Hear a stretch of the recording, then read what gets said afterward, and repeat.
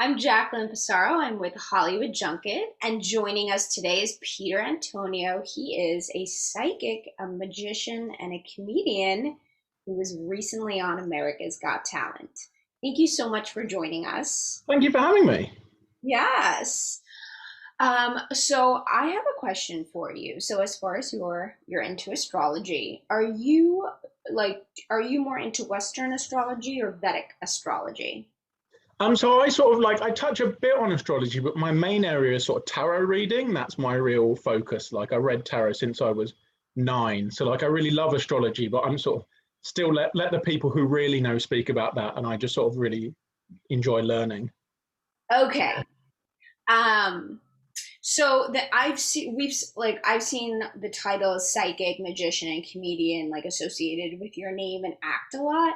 So can you tell us how you ended up combining all of these three things?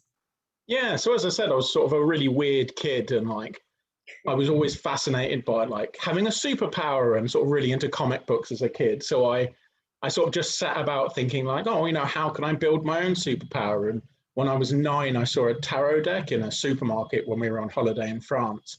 And I didn't really know what it was, but like just felt really drawn towards it and started learning lots about that. And like my auntie's like a traditional old Greek lady, so she was always reading leaves and coffee grounds and stuff after dinner.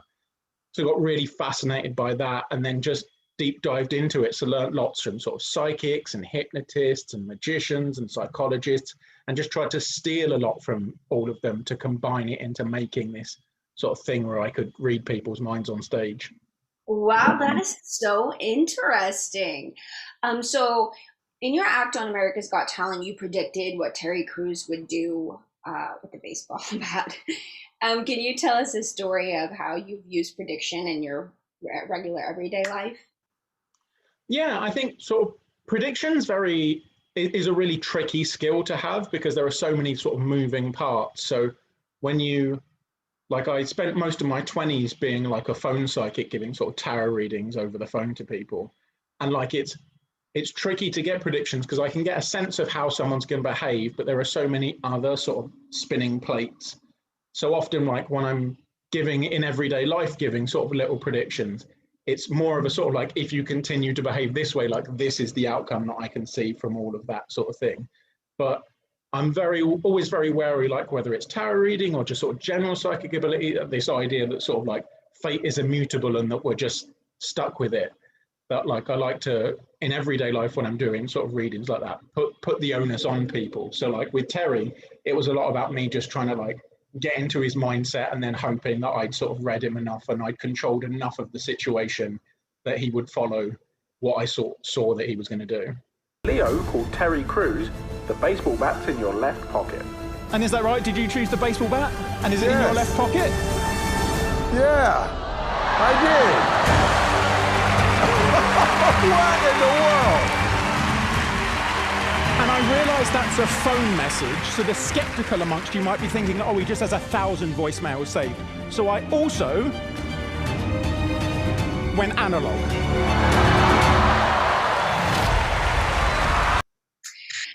Did you like learn how to like what age were you able to start reading people? Was this from childhood? Yeah, I think I often describe it like musical talent. Like there are some people who are just sort of naturally good at it and some that sort of have to study for ages. And I think that like I just had a natural aptitude to reading people.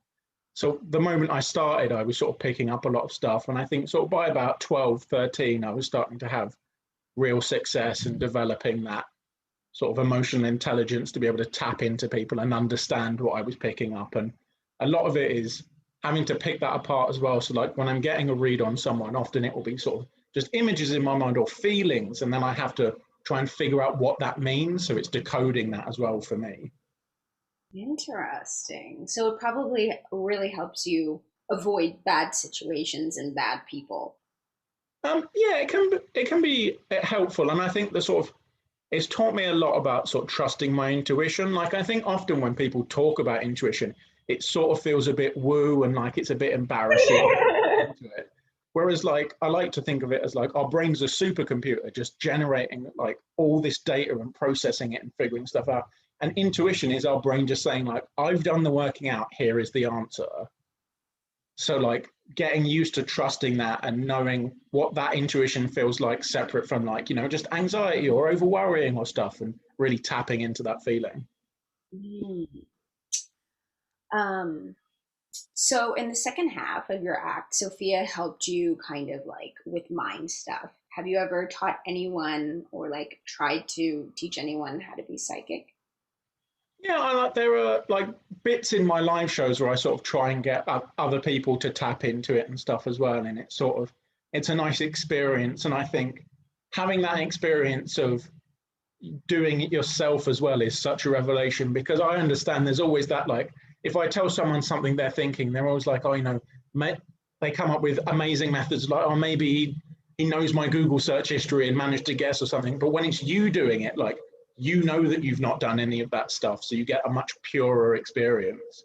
So yeah, there are a few times when I sort of try and get people to pick up stuff, and it's a lot of fun to see someone. And like I've started doing things on sort of TikTok where it's sort of, you know, play along at home, I'm going to think of something, see if you can pick it up. And it's sort of a lot of fun seeing the reaction and seeing people sort of enjoying joining in. Okay, so I know that you said that you weren't like an expert in astrology, you were more into tarot cards, but I was just wondering, can you tell us a little bit about like it's how, like, I know that you said Terry Crews, he's a Leo, you kind of like based like how can you talk a little bit about how reading into astrology signs can kind of help people understand like how they think? Yeah, I think a lot of it is like it's reflective as well. So you sort of when you're told like, oh, you're a Leo, so you're outgoing and you sort of gregarious and you like being around people. There's a sort of almost self-fulfilling prophecy that when you're told that a lot, you think like, oh, maybe that is the sort of person I am, and you engage with it in a different way. And then it's a lot about sort of understanding yourself through those lenses as well, like sort of to bring it back to tarot a little bit, because I think a lot of the reading methods are like built along the same ideas. The way that astrology gets us to understand things is that in life we tell ourselves stories a lot. So like if you're in an accident, you might say like, oh, I'm really lucky that I wasn't more badly hurt, or you say like, I'm really unlucky that that happened. And what astrology and tarot and those sort of methods do is give us a new story to tell ourselves. So, you know, the stars say that actually you're like this, and it allows you to question what you've told yourself. So like maybe you're telling yourself like, oh, I'm a really shy person and I don't like being around people. But then astrology tells you like, oh no, actually you do. And you go like, oh, maybe I am really outgoing. Maybe I've just like been surrounded by the wrong people, or maybe there's like a way of engaging that's different. And it gives you license to sort of question those things that you're telling yourself about yourself a lot. What is your astrology sign? I am also a Leo. So Terry Crews and I are birthday buddies. Really? um, so what is one of your like, what was your biggest culture shock after moving here from the UK? I think it's how late shops are open. Like it's very, very regular. Like if you're going shopping, like things shut at 5:30 and nothing's open on a Sunday. So like to be able to get to 8:30 and realize I don't have milk for the dinner and just like pop out has been such a revelation. Also not including tax on any of the prices when I go shopping is sort of, I'm used to like, it's a thing in the UK to like pay with exact change. So, you know, like, oh, I've got 25 cents, I can give you that. And then like, so I'm so used to working out how much I'm going to spend as I walk around the shop. And then to have a different price given to me at the end because I've not worked out the tax is a bit of a shock. In Boston, there's no sales tax. So it's so cool being in Boston because you're like, oh, this is $15. It's really going to be $15. I'm moving to Boston next week. Okay, and then the last question, what can we expect from you for like your next live shows?